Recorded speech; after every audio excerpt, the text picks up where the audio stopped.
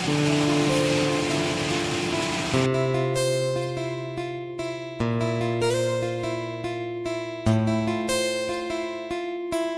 Mamma, आम्हाला कपड्यांना save करायचंय.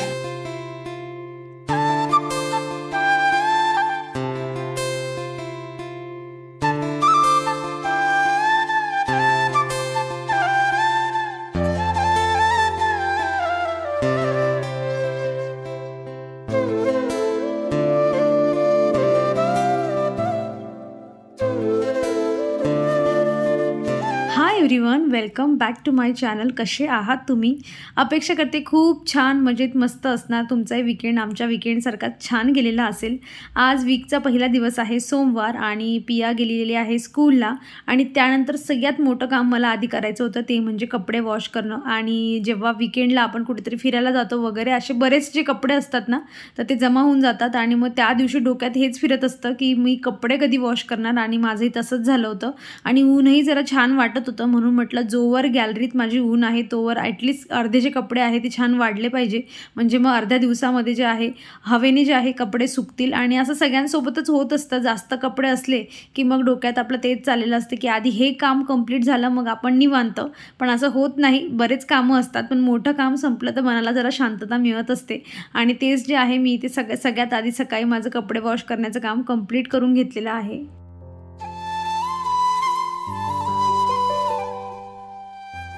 कालच्या दिवशीच बघा मी तुम्हाला दाखवलं होतं की जे मी स्प्रे बॉटलमध्ये डिशवॉश लिक्विडचं जे मिश्रण बनवलं होतं तर ते मी इथे स्प्रे केलेलं होतं. आणि पहा तुम्ही आता बघू शकतात मी तेवढं एकच वेळा स्प्रे केलं होतं. आणि नंतर जे आहे पाणी टाकताना झाडाला थोडं वरून पाणी शिंपवून दिलं होतं, जेणेकरून ते जे लिक्विड आहे ते निघून जाईल, जास्त काळ झाडावर राहणार नाही. आणि आता तुम्ही बघू शकतात खूप असे जे किडे होते ना यावरचे सगळे जे आहेत बऱ्यापैकी गेलेले आहेत. तर एक नॉर्मल म्हणजे तुम्ही असं जे आहे स्प्रेने पण जे मिलीबग्स वगैरे असतात ना तर ते घालवू शकतात. मी हे तुम्हाला रिझल्ट दाखवण्यासाठीच आज परत शूट केलं आहे. आणि ही फ्लावर म्हणजे उमलून ना याला आजचा तिसरा दिवस आहे आणि तरीही एवढं फ्रेश दिसतं आहे. आणि हे पण बघा हेही खूप छान दिसत आहेत. याला ह्या नवीन कड्या आलेल्या होत्या आणि बराच जे आहे मी आता याला एक सॉफ्ट प्रूनिंग जी आहे ना ती करून घेतलेली आहे. आणि आता नवीन जेव्हा ब्रांचेस येतील याला तर खूप छान नवीन फ्लावरिंग येतील तेव्हा मी तुम्हाला अजून दाखवेल. तर एवढे छान छान फ्लावर घेण्यासाठी मी काय करते सांगेलच मी तुम्हाला, पण तुम्हाला व्हिडिओ शेवटपर्यंत जो आहे त्यासाठी पाहावं लागेल. आणि हे सदाफुलीचं काय सांगावं, एवढे फ्लावर्स येतात की मोजायला सुद्धा म्हणजे अवघड होतं, एवढे जास्त फ्लावर्स आहेत. ब्रांचेस खूप छान होता. आणि याचं रिझन जे आहे ते माझ्याकडे मस्त असं जे कंपोस्ट आहे ना ते व्हिडिओच्या शेवटी मी तुमच्यासोबत शेअर करणार आहे. गार्डनिंगमध्ये जर तुम्ही इंटरेस्टेड असाल, तुम्हालाही वाटत असेल की तुमचीही गार्डनमध्ये असे छान छान फ्लावर्स जे आहे आले पाहिजेत, तर तुम्ही नक्कीच जे आहे शेवटपर्यंत व्हिडिओ बघा. मी तुम्हाला सांगते की मी काय काय कसं कसं करते ते.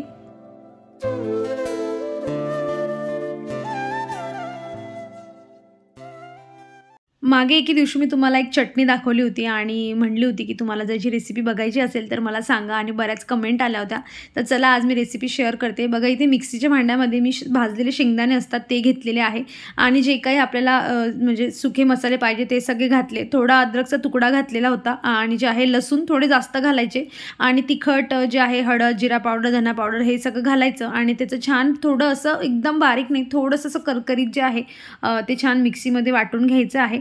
आणि त्यानंतर मी इथे एक जो होता ना टमॅटो घेतलेला आहे, एक मीडियम साईजचा टमॅटो असतो तेवढा घेतलेला आहे. आणि कढीपत्ते, आणि मी कढईमध्ये जे आहे तेल गरम करायला ठेवलं, त्यामध्ये राई मोहरी वगैरे जे आहे मी घातलेला आहे. आणि जिरं घातलेलं आहे आणि कढीपत्ता घातला. आणि हे जे मी आता वाटून घेतलं होतं हा मसाला हा यामध्ये घालते. कमी गॅस ठेवायचा आणि जे कमी गॅसवर आहे ना याला छान भाजून घ्यायचा, म्हणजे जळू नाही द्यायचं. कारण काय होतं ना की कढईचं खूप जास्त तापलेली असते ना, मग लगेच जळायला लागतं. आणि शेंगदाणे असल्यामुळे मग त्यांचा झडका जो फ्लेवर असतो तेवढा छान येत नाही. त्यामुळे कमी गॅसवर जे आहे व्यवस्थित भाजायचं. आणि म्हणजे आपण टमॅटो जे कट करून घेतले होते ना छान बारीक करायचे टमॅटो कट, आणि तेही यामध्ये घालायचे. थोडं मीठ घालायचं जेणेकरून टमॅटो लवकर शिजतील. आणि एक टमॅटो घातला ना की चव याला खूप छान येते. अदरवाईज तुम्ही टमॅटो स्किपही करू शकतात. आणि यामध्ये तुम्ही जास्तीचे टमॅटो घातले, म्हणजे समजा तुम्ही 3-4 टमॅटो घेत आहात तर तुमची डायरेक्ट जी टमाट्याची चटणी असते ना ती याच्यात बनून जाते. आणि थोडं अगदी 2 मिनटं मी याला भाजून घेतलं आणि लगेच यामध्ये जे आहे मी पाणी घातलं. पाणी थोडंसं जास्त घालायचं आणि मस्त याला उकड जी आहे छान जे आहे याला कमी गॅसवर छान शिजवून घ्यायचं आहे. जेवढं छान हे शिजतं ना तेवढं जास्त टेस्टी लागतं. आणि जसं मी तुम्हाला सांगितलं की तुम्ही टमॅटोचं प्रमाण जर यामध्ये वाढवलं ना तर तशी टमॅटोची चटणी तुम्ही मुलांना टिफिनमध्येही देऊ शकतात आणि तीही खूप छान लागते. पण मी पराठ्यासोबत हे बनवणार होती म्हणून मी जास्त जे आहे टमॅटो यामध्ये यूज केलेले नाही.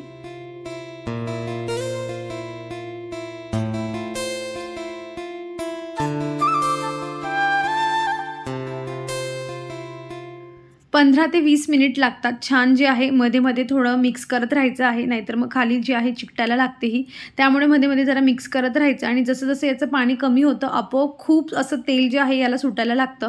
आणि तुम्हाला पाहिजे तशी याची जी आहे थिकनेस तुमच्या आवडीनुसार झाला, किती पातळ घट्ट पाहिजे की तेव्हा गॅस बंद करायचा. कोथिंबीर मी यामध्ये घातलेली आहे आणि मीठ जे होतं मी आधीच घातलं होतं. तुम्हाला आवडीचा तुमचा कुठला मसाला असेल तुम्ही तोही याच्यामध्ये घालू शकतात. आणि माझी चटणी जी आहे इथे मस्त जी आहे तयार आहे. ही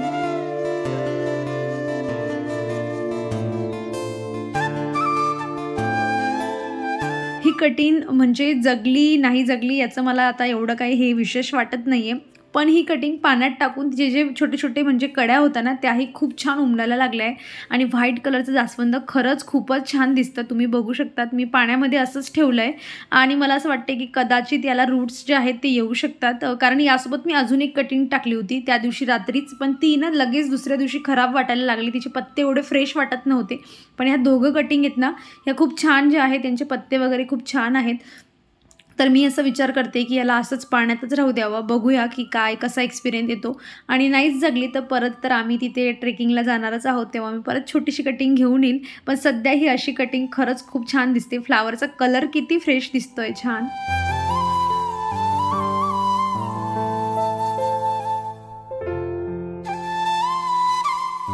दुपारी पिया आणि तिची मैत्रीण जे होते ते मस्त गॅलरीत खेळत होते आणि दोघांना जे आहे असं कबूतर दिसलं. आणि कबूतर काय होतं की आपण त्यांना हकलवून लावलं की ते लगेच उडून जातात, पण हे दोघं कबूतर काही जातच नव्हते. त्यामुळे त्यांना खूप जास्त आनंद होत होता की हे जात का नाही आहे. तर मग त्यांनी मला बोलवलं, सांगितलं, मी त्यांना सांगितलं की छोटे बेबी आहेत अजून, पण ते म्हणताय की नाही खूप मोठे दिसत आहे. आणि त्यांनी इथे थोडी डाळ होती, राईस माझा जो होता थोडा पडलेला होता तो त्यांनी दिला आणि ते खात होते. आणि मग त्यांचे जे आहे इथे टिकटॉक चाललेली आहे की मम्मा हे असं काय आहे तसं काय हे उडत का नाही, मग याचं हे असंच दिसतंय, यांची मम्मा कुठे, बरेच प्रश्न होते. आणि मला माझ्याकडून ती डाळ वगैरे मागत होती, पण म्हटलं नको, एक वेळा दिलं की मग ते परत परत येतात आणि आपल्याच इथे ते घेऊन जे आहे घाण कचरा करतात. काय करतेस? प्लीज मम्मा, आम्हाला कबुतरांना सेव्ह करायचंय. अगं सेव्ह करायचं काय, ते तुझ्याच इथे पॉटी करतील. राहू दे, काय होत नाही. थोडीशी डाळ घेऊ. अय्यो, थोडीच पाहिजे, थोडीशी जास्त नको घेऊस. ती ही डाळ खातायत ना, एक बेबी कबूतर आहे तेच खातंय फक्त. आणि एक मोठा कबूतर आहे ना तो त्याला मारतोय. डाळ आवडते त्यांना पिया, डाळ आवडते, डाळ द्यायची. बरं चला टाक ग, कसं टाक.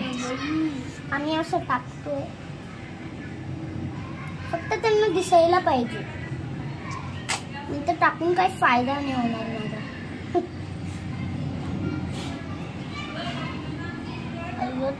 हे बघ.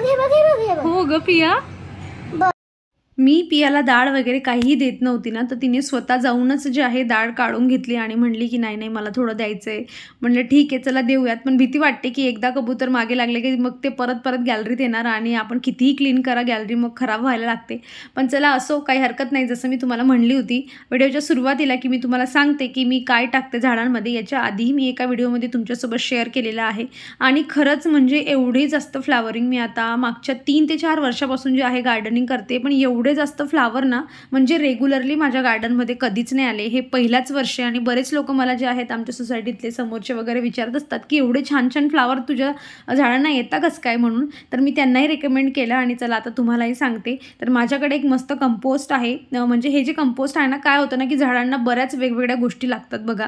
प्रत्येक झाडाची वेगवेगळी रिक्वायरमेंट असते आणि जसं जसं आपण गार्डनिंगमध्ये पुढे जात असतो ना, आपल्या ह्या गोष्टींची जे आहे एक्सपिरियन्स यायला लागतो की ह्या झाडाला काय पाहिजे, दुसऱ्या झाडाला काय पाहिजे, पाहिजे आणि सगळ्यांच्या रिक्वायरमेंट वेगवेगळ्या असतात, त्यामुळे कधीतरी गडबड होते आणि झाड छान असतं, खूपच छान असतं आणि अचानक जे आहे ते खराब व्हायला लागतं आणि मग त्यामुळे मग आपल्याला वाईट जो असतो तो अनुभव येत असतो. आपल्याला असं वाटतं की आपले पैसे वेस्टेज गेले, आपण एवढं छान कंपोस्ट आणलं किंवा मग आपण इतकं महागडं झाड आणलं आणि ते खराब झालं. तर त्यासाठी असं व्हायला नको म्हणून माझ्याकडे हे जे एक जिओ मॅन्युअर म्हणून एक कंपोस्ट आहे आणि खरंच खूप छान आहे. मला असं वाटतं की हे सगळे फ्लावर जे आहेत ना फक्त याच्यामुळेच जे आहेत एवढे जास्त येत आहे. तर मी याचं जे काही कॉन्टॅक्ट डिटेल वगैरे जे काय आहे तुम्हाला सगळं डिस्क्रिप्शन बॉक्समध्ये देईल, तुम्ही जाऊन चेक करा. त्यांच्या व्हॉट्सअपवर जे आहे तुम्ही चॅटिंग करून त्यांच्यासोबत जे आहे बोलू शकतात. प्राईस वगैरे सगळं जे काय आहे मी तुम्हाला डिस्क्रिप्शनमध्ये जे आहे मेन्शन करेल आणि कॉन्टॅक्ट नंबर आहे. तर तुम्ही इंटरेस्टेड असाल, तुम्हालाही जर तुमची गार्डनमध्ये जर असे छान छान फ्लावर पाहिजे असतील तर तुम्ही कॉन्टॅक्ट करा.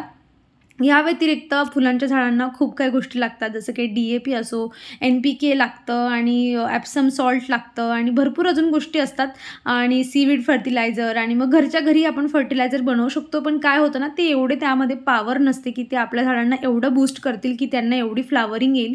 त्यासाठी एक व्यवस्थित कंपोस्ट पाहिजे असतं आणि लकीली माझ्याकडे ते आहे. सो तुम्ही जर असाल इंटरेस्टेड तर नक्की पहा तुम्ही.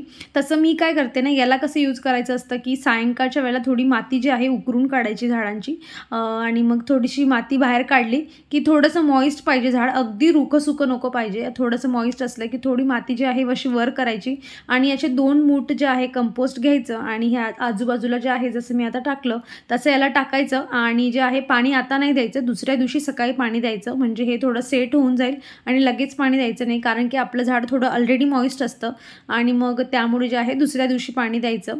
आणि मग तुम्ही बघा तुम्हाला जे आहे याचा रिझल्ट किती छान मिळतो. कुठलंही इंडोर असू द्या, तुम्ही घरच्या घरी तुम्ही जर छोटे मोठे काही व्हेजिटेबल्स लावत असाल त्यासाठी हे खूप छान आहे. याच्यामध्ये काय की त्यांनी सगळ्या प्रकारचे जे कंपोस्ट आहेत ना, जे मी आता DAP NPK वगैरे वगैरे सांगितले, तर सगळ्यांचं एक परफेक्ट मिक्सचर म्हणून यांनी एक फूड जे आहे प्लांटसाठी बनवलेलं आहे, जे आपण न रिस्क म्हणजे घेता किंवा झाड वगैरे खराब होणार नाही याची काहीही काळजी न करता आपण यूज करू शकतो आणि खरंच खूप छान आहे. तर बघा तुम्ही घ्यायचं असेल तर घेऊ शकता. अदरवाईज मी तुम्हाला छोट्या छोट्या गोष्टी ज्या आहे की कशा पद्धतीने कुठल्या झाडाची काय काय जी केअर आहे तीही तुम्हाला करायला सांगते.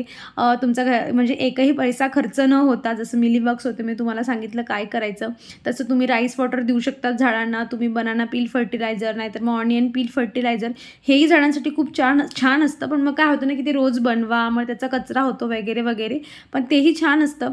वेळ असेल तुमच्याकडे आणि तुम्हाला एक्सपेरिमेंट करायचा असेल तर तुम्ही तेही करा. तुम्ही DAP जे असतं कुठल्याही तुम्ही नर्सरीमध्ये DAP जाऊन तुम्ही मागितलं तर गुलाबाच्या झाडासाठी DAP खूप छान असतं. गुलाबाच्या झाडाला खूप जास्त जर फ्लावर पाहिजे असेल तर DAP घ्या. DAPचे काही दाणे जे असतात ते असे तुम्ही साईडून टाकले की त्यांनाही खूप छान फ्लावरिंग येते.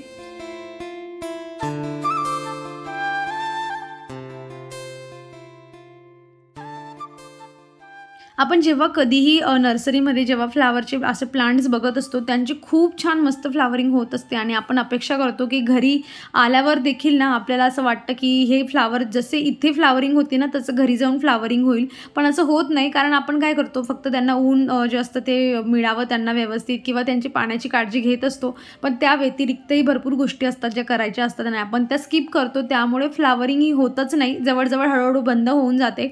त्यामुळे त्यांच्यासाठी चांगलं खत पाणी जे आहे ते देण्यासाठी आणि न रिस्क घेता जर तुम्हाला काही करायचं असेल तर मग तुम्ही असं एखादं जिओ मॅन्युअरसारखं एखादं कंपोस्ट जे आहे ते तुम्ही घेऊन झाडांना देऊ शकतात. म्हणजे तुम्हाला अशी भरपूर फ्लावरिंग जी आहे ती मिळेल. आणि काय झालं ना की मी पियाला आधी म्हणली होती की आपण जे आहे पार्किंगला जाऊया, कारण तिचं चाललं होतं खेळायचं. तिला म्हटलं थांब जरा वेळ, आधी मी माझं गार्डनिंगचं काम करते. कारण काय होतं की सायंकाळी जर म्हणजे थोडं अंधार झाल्यावर जर हे सगळं काम केलं तर मग व्यवस्थित व्हिडिओमध्ये दिसत नाही आणि तुम्हाला व्यवस्थित दिसावं म्हणून मी तिला जरा थांबवलं. आणि आता गोष्ट अशी झाली की बाहेर ना आता पाऊस सुरू झालेला आहे म्हणजे, आणि असं वाटते की खूप जोराचा पाऊस येईल थोड्या वेळाने आणि तिचं जाणं जे आहे ते कॅन्सल होणार आहे.